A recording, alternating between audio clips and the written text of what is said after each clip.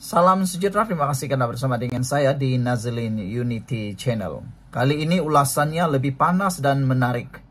Berapa kekayaan sebenar Akmal Saleh dan layakkah Akmal Saleh jadi Perdana Menteri? Sebelum kita teruskan ulasan ini, jangan lupa tinggalkan komen Anda dengan tanda pagar Kami Sayang Malaysia. Kita berkenalan dulu, siapa sebenarnya Akmal Saleh? Akmal Saleh ialah seorang doktor dan beliau merupakan ketua pemuda UMNO dan juga merupakan Exco Melaka. Jadi, dua perkara ini menjadi rujukan kita semua. Dia adalah ketua pemuda UMNO, Exco Melaka, dan seorang yang lantang bersuara. Adakah karena beliau ada pengalaman pemuda UMNO, Exco Melaka, beliau layak jadi Perdana Menteri?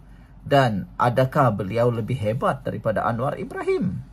Sebab kadang-kadang kita lihat Akmal Saleh ini bercakap macam dialah paling hebat, macam dialah paling jago. Kadang-kadang dia mendahului keputusan daripada Zahid Hamidi.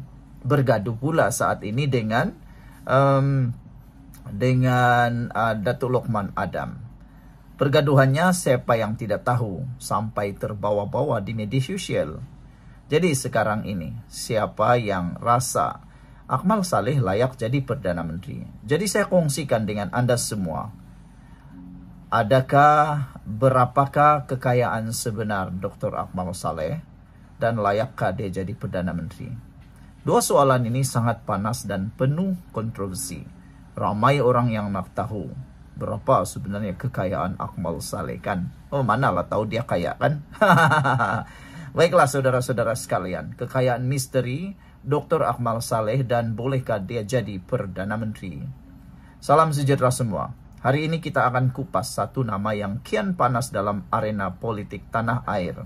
Siapa lagi kalau bukan Dr. Akmal Saleh? Beliau adalah Ketua Pemuda UMNO Malaysia, Exco Kesihatan di Melaka, dan seorang tokoh muda yang banyak kali mencetuskan kontroversi. Selain kita ada dua soalan. Berapa sebenarnya kekayaan Dr. Akmal Saleh? Dan adakah beliau berpotensi untuk jadi Perdana Menteri Malaysia satu hari nanti? Jom kita bongkar satu persatu. Sebelum itu, izinkan saya dulu kongsikan kepada Anda semua. Ini terapi imun Transfer Factor for Life. Terapi imun yang meningkatkan daya imun badan kita sehingga 400%. Secara umum dan ringkasnya, apabila imun badan kita lemah, apabila imun badan kita tidak kuat, apabila imun badan kita jadi bodoh, apabila imun badan kita tidak lagi seimbang, kita tidak sembuh daripada semua jenis penyakit. Karena imun badan yang bodoh menyerang diri kita sendiri. Tetapi apabila imun badan kita menjadi kuat, bijaksana dan seimbang karena dididik oleh terapi imun ini, kita sembuh daripada semua jenis penyakit karena imun badan kita itulah yang bertindak menghapuskan dan menyembuhkan kita daripada semua jenis penyakit. Bukan karena terapi imun ini, tapi imun badan kita lah yang menyembuhkan kita semua. Cepat dapatkan produk yang hebat ini melalui nombor telefon saya yang tertera. Saudara, produk ini lulus KKM, halal dan diperakui oleh dokter-dokter di seluruh Malaysia dan di dunia. Cepat dapatkan produk ini melalui nombor telepon saya yang tertera. WhatsApp saya di nombor itu. Kalau Anda sudah berdoa bertahun-tahun untuk sembuh daripada penyakit, mungkin ini yang dihantar oleh Tuhan untuk Anda semua. Saudara-saudara sekalian, mari kita bongkar satu persatu kekayaan Dr. Akmal Saleh, fakta atau misteri. Pertama sekali, kalau kita cari rekod rasmi, tiada pengisytiharan harta terbuka daripada Dr. Akmal. Beliau bukan Perdana Menteri atau Menteri Persekutuan yang diwajibkan umum harta. Jadi nilai kekayaan sebenar beliau tidak diketahui secara umum. Apa yang kita tahu ialah Dr. Akmal adalah seorang doktor perubatan sebelum terjun sepenuhnya ke dunia politik.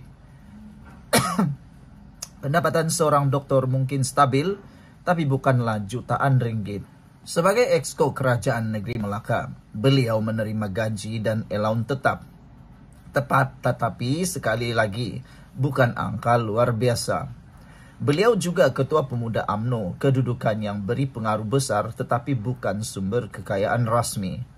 Namun ada persoalan, bagaimana beliau mampu bergerak aktif, kempen sana-sini dengan kekuatan logistik besar. Adakah itu datang dari parti, jaringan politik, atau penajat tertentu? Kesimpulannya,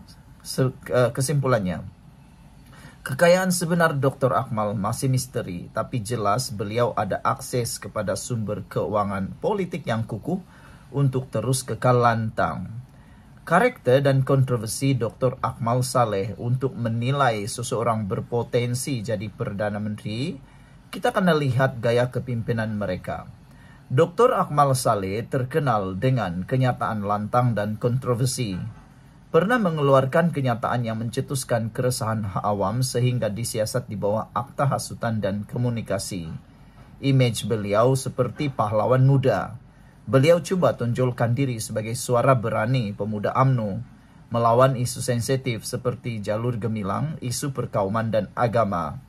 Populariti dalam kalangan akar umbi, ramai anak muda melihat Akmal Saleh sebagai tokoh berani, tapi pada masa sama ramai juga yang kritik karena gaya politiknya dilihat lebih kepada provokatif daripada membina. Maknanya, Akmal berjaya jadi ikon politik kontroversi. Tapi, adakah itu cukup untuk jadi Perdana Menteri? Bolehkah Akmal Saleh jadi Perdana Menteri dengan hanya menjadi ikon politik kontroversi, tetapi belum lagi terbukti kejayaannya? Sekarang kita masuk ke soalan besar. Bolehkah dia jadi Perdana Menteri? Ini antara faktor kelebihan Akmal Saleh. Usia Akmal Saleh sekarang masih muda, baru dalam 30-an, ada masa panjang membina pengaruh politik. Image beliau lantang dalam politik Malaysia, keberanian bersuara sering dilihat sebagai kekuatan.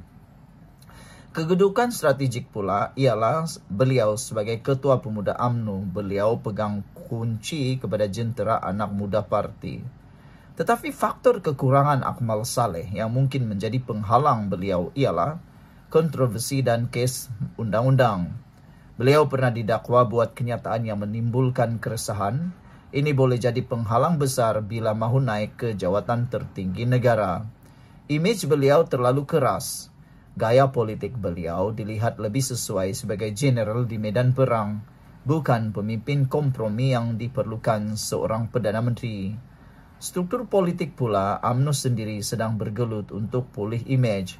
Untuk Akmal jadi Perdana Menteri, beliau kena bukan sahaja tawan UMNO, tetapi juga bina sokongan luas dalam kerajaan perpaduan atau gabungan masa depan. Jadi secara realitinya, secara teori, Akmal boleh jadi Perdana Menteri, tapi jalannya sangat panjang dan penuh ranjau. Beliau perlu transformasikan diri daripada seorang pejuang kontroversi kepada seorang negarawan kalau mahu diterima rakyat Malaysia sebagai Perdana Menteri. Kesimpulannya, berapa kekayaan sebenar Dr. Akmal Saleh masih menjadi misteri. Tiada angka rasmi, tiada pengisytiharan harta dan semua cuma spekulasi. Tapi persoalan lebih penting, bolehkah beliau jadi Perdana Menteri? Jawapan jujur, mungkin ya, tapi hanya jika beliau mampu berubah dari sekadar pemimpin lantang kepada pemimpin yang bijak merangkul semua kaum dan fahaman politik.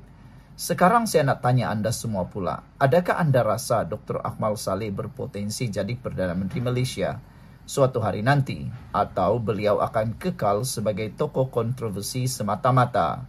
Komen di bawah, jangan lupa like, subscribe. Jumpa lagi, bye-bye.